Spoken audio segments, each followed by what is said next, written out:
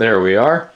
Okay, now on to kind of more mundane stuff, sleeping and clothing. For sleeping gear, I'm pretty sure it's, pretty squared away. I have, like I mentioned earlier, this therm-a-rest. It's the the Neo Air X Therm. I think that's it. therm-a-rest Neo Air X Therm. It's very warm. It's probably one of the best sleeping mats you will ever buy.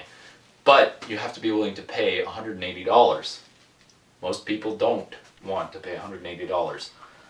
But it is excellent. It's tiny. It's much smaller than any mat you will ever find.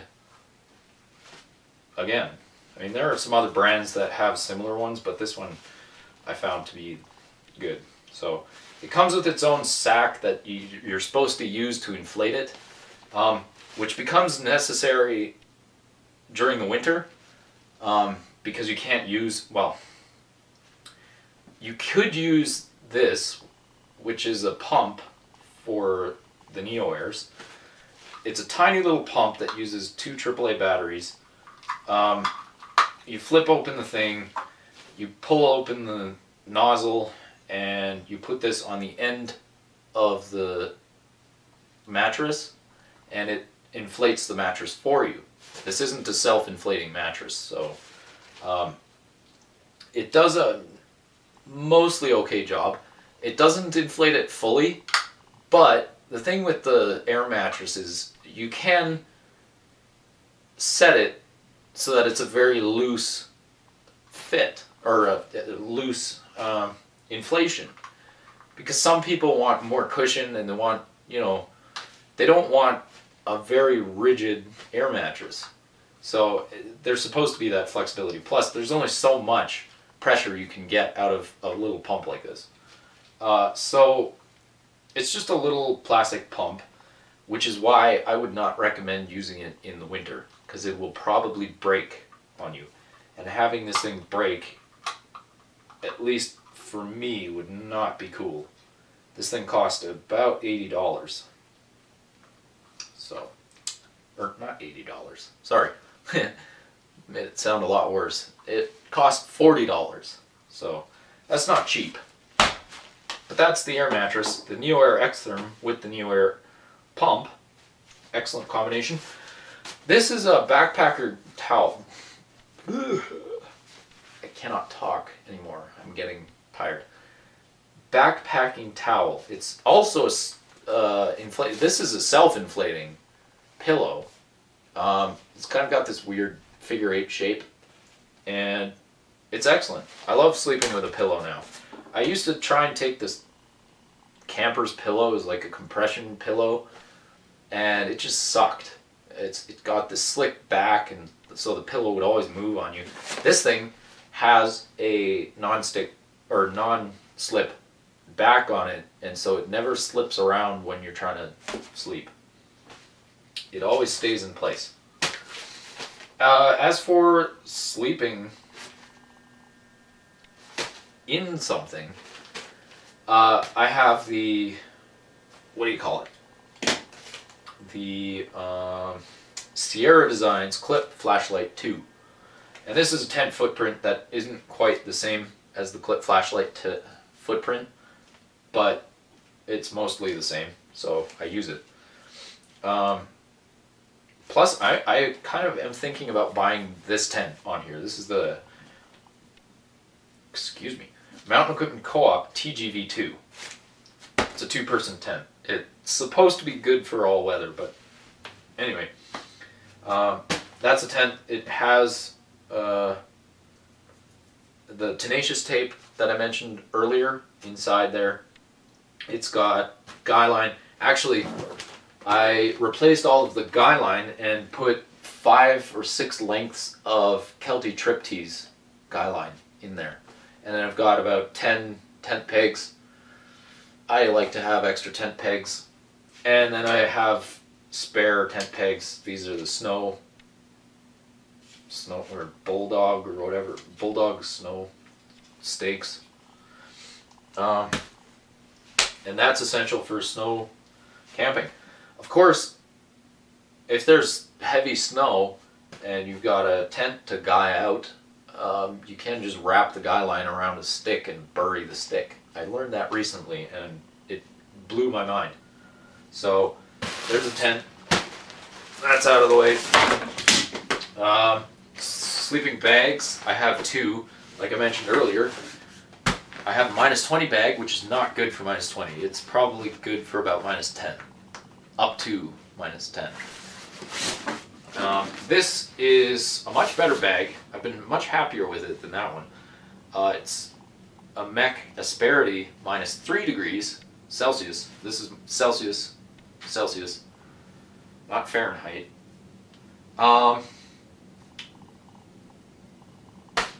Yeah, this bag is much better. It's smaller, more compact. It's down, which is kind of a liability, but it's decent. I like it, and it's lightweight. I don't need you. This is a compression sack, which I sometimes use for the -20 bag, which I think in Celsius is about 0, or in Fahrenheit is about 0. So I use this compression sack with this to make it a little bit smaller. This thing is huge, and so usually when I'm winter camping, I'm pretty constrained with what I can pack because of this thing. So that's not always fun.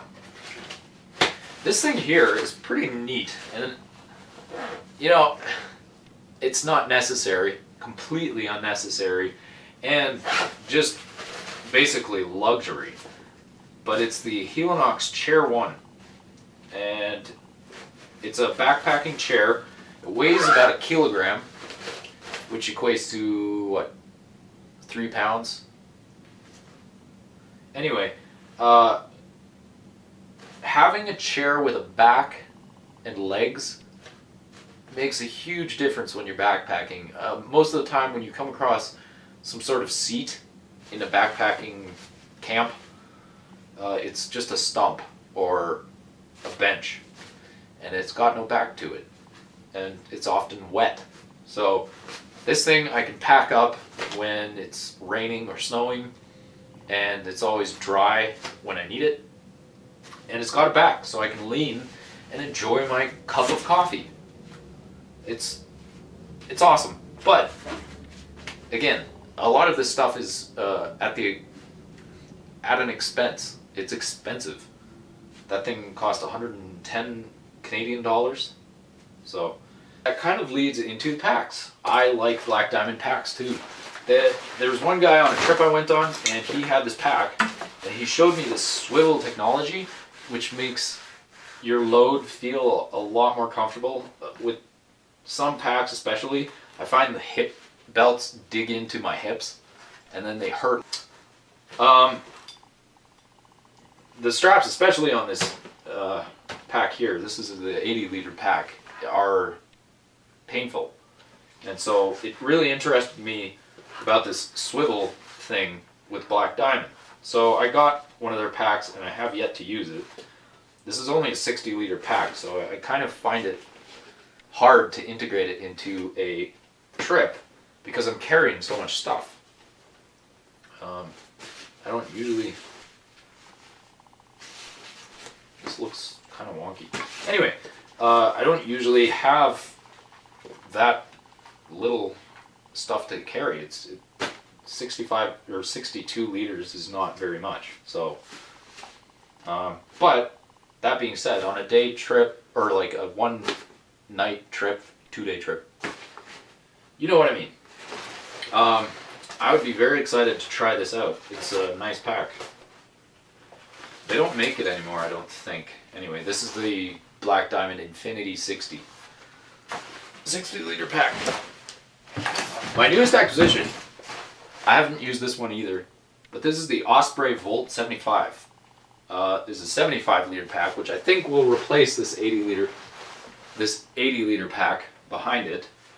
But it's got all the features I want. It's got a bottom accessible compartment, which the 8 liter does not. It's got a top flap, which I need. It's got compression straps. It's got everything I needed, and it's very comfortable. And it's one thing this thing doesn't have as well is the side pockets, which I could have used on every trip I've ever been on, and I've been stuck with this, which does not have these. But this one has 2 of them, and it's awesome. So I'm very much looking forward to using this. We'll see how it does in the future. This one here is specifically the Mech Brio 80. I think they still make this one. Not this one in particular, but they make something similar. It's got a lot of features, actually. It's a nice pack. It's large. It's an 80 liter pack, which I usually find useful because I have so much stuff and it's expandable. It's got good straps. It's adjustable to different heights. So if I'm... Well, I mean, I had this when I started Scouts and I was only 5'3", 5'4" when I started. So now I'm 6 foot and I need a much bigger pack. So this is good for flexibility. It's got all the adjustable straps. It's got a detachable, which is neat, detachable top. So during long trips, the groups I go with are usually, they like to go on day trips. So having a detachable top allows me to take whatever items I need on the day trip and stuff them in here and take it and not have to lug around this entire backpack. I've gotten pretty used to this thing. It's got 2 zippered compartments. It's got a separate side compartment here, which is good for food and some other smaller items, but it fills up a lot of the space. And then it's got a side zipper accessible compartment as well as the top. You can access it from the top. It's got a drawstring so that you can make it somewhat waterproof. I did take this last year on a trip, excuse me, and it was pretty wet. It was rainy, and I didn't have a pack cover, and it seemed to do all right. I mean, some of my stuff got wet, but I was expecting everything to be soaking wet, so I was fairly impressed. Good pack, not the best. There are much better ones nowadays. If I have a different packing system, sometimes I'll bring this. This is a Ribs front pack. Large, I think. I think the capacity is 11 liters, and it's useful for day trips. If I don't want to take the top of that thing, which is kind of more like a fanny pack, I'll take this, which is much more comfortable. So that's the Ribs front pack. Now into clothes. This rarely changes. Most of the clothes I bring are the exact same every time, and I don't bring very many clothes. It's rare that I will bring a change of pants. I will sometimes bring a change of shirts, mainly just so that I can sleep in something different than what I was hiking in. But that's it. I might take... I remember on that Rockwall trip, I took 2 shirts, 1 pair of pants, and then some boxers and socks. And that was it. So the shirt I usually like to take is this button-down shirt. It's an Adidas shirt. I can't find it online anywhere, but it's an excellent shirt. It's very durable. Again, I can't find much information on it, but this has gone on quite a few trips. It's a short sleeve shirt, which I prefer during summer, of course. And it's a button down, which I prefer. It's got a collar, which can be necessary. Some people just hike in t-shirts and stuff. I like to hike in a collared shirt just so that I have a little bit of extra protection. If it gets super hot and sunny, I can flip the collar up and protect my neck a little bit better, because I suffer from sunburn quite easily. And then of course if it gets too hot, I can tear open the shirt and, you know, let the sweat evaporate. This thing wicks sweat like nothing else. It's pretty good. I'm very impressed with this. I wish I could find more info on it, but it's nowhere to be found. It's got this tag on it that says Climalite, or Climalite, yeah. I don't know. Someone might be able to find it, but I have not been able to find it at all anywhere since I bought it. So there you go. Other shirts I will bring. This is just a mech, you know, water wicking type shirt. It's polyester or something. I don't know exactly what the material is, but you know the kind of shirt. I don't bring cotton, usually. The pants are sometimes cotton, but the pants are really well worth my while. During winter, I may be more selective on the pants I wear, but during summer, the pants are usually long leg, not zip off, but long leg cotton. I'll get to it anyway. I have a long sleeve shirt, which this is the one I usually sleep in.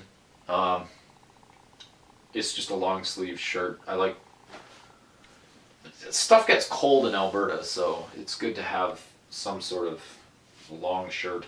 The pants aren't that crucial, actually. Usually I'll just sleep in my boxers, which seems to do just fine.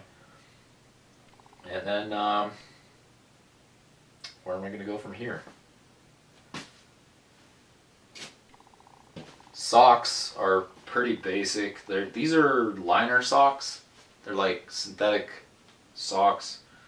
They're not exactly the most comfortable thing to wear, but they're more meant to be just a in-between sock. If you wear thicker socks, it's supposed to go underneath, just to kind of protect your foot a little better from blistering. So I have a bunch of those. I think I have 5 pairs of socks. This gray one is a slightly warmer one. I don't know if you can see it. It's slightly warmer than these other ones. These are very thin socks. I take usually all 4 pairs with me, and just in case some get wet and I have to use another pair. Underwear. This is another Climalite or Climacool thing. It's like a sports underwear thing. Sometimes I'll wear that. Sometimes I'll just wear regular cotton briefs. Those are usually the only cotton items that I wear, are cotton briefs. Or, almost done. So close. I'll bring the long johns. Those are the ones I'm talking about. Long underwear. It's important during winter because the pants are kind of tough to keep dry when you're sloshing through snow and maybe even mud. So having a long underlayer is pretty crucial. So the pants, I have a few sets of pants for hiking. These are some Adidas pants. I'm not a huge fan of these ones because they don't have good belt loops. Actually, they don't have any belt loops. And the pockets are very shallow. They're kind of, I think of them as kind of like girly pockets. They're probably about, I don't know, 3 inches deep. Maybe not quite 3 inches deep. But that's not long enough for some of the stuff I carry, like the pocket knives that I usually carry in my pocket. This thing does not handle that well, so I don't usually like to take those. I take rip-off brand of 911 pants, or I take my 911, or 911, sorry, not 911, 511 pants. Rip-off 511 pants. 511 pants. Strike pants and the Tac-Lite Pros. Those are the two that I have and use. And then, of course, during the winter, I use snow pants. These are just waterproof pants. I might even take them on rain trips. Actually, I use it as a rain pants if it starts raining. And then the coat is always the same. This is a, I'm not exactly sure what it's called, but it's also a Mech brand coat. It's kind of a synthetic down-filled, and it packs up into this cool little ball, which I used to use as a pillow before I got that actual pillow. But it's a good jacket. I bought a large jacket. It kind of looks goofy on me because it's so large, but the idea is that if someone else needs my jacket and they're a big guy, like one of my friends is 6'4" and he's like 240 pounds, a jacket that fits me is not going to fit him. So this could fit him. It'd be a bit of a stretch, but still, that was the idea behind it. And I look goofy sometimes when wearing it, but it's kind of more the consideration thing. If someone else needs it, I could give it up. Ball cap. This is a Under Armour Blitzing ball cap. It's a stretch fit. It kind of puts a little too much pressure on my head though, so I don't know. It's a nice cap, but I don't like wearing caps, so I don't always wear it. I have a couple masks, like ski masks for winter. That's a camouflage one. I hate camouflage, by the way. I despise it. I have a black one, which I actually am using. Right now it's kind of cold, so I use it during school, and that's the one I mainly use. I have a thin pair of gloves. I have a work pair of gloves, and I have winter mittens. These are so good, and these are Black Diamond too. Black Diamond Mercury mitts. They're the best investment, well, not best investment, but one of the better investments I've made in my backpacking gear. These are so warm. They have the cuff things, drawstrings, so you can put it over your jacket and keep that heat inside the mitt. It's got compression straps on the sides so that it doesn't slip off. These are especially useful if you're doing ice climbing or waterfall climbing or whatever. Anyway, mountaineering. I don't use them quite that extremely. I just use them as warm mitts. But these are excellent. I highly recommend them. Again, expensive, but worth it. That's it. That's everything. Except for maybe a few small items that I might have missed. There's a backpack over there that I'm currently using. Well, I'll bring it in frame. Oh boy. This backpack here is another day pack that I use.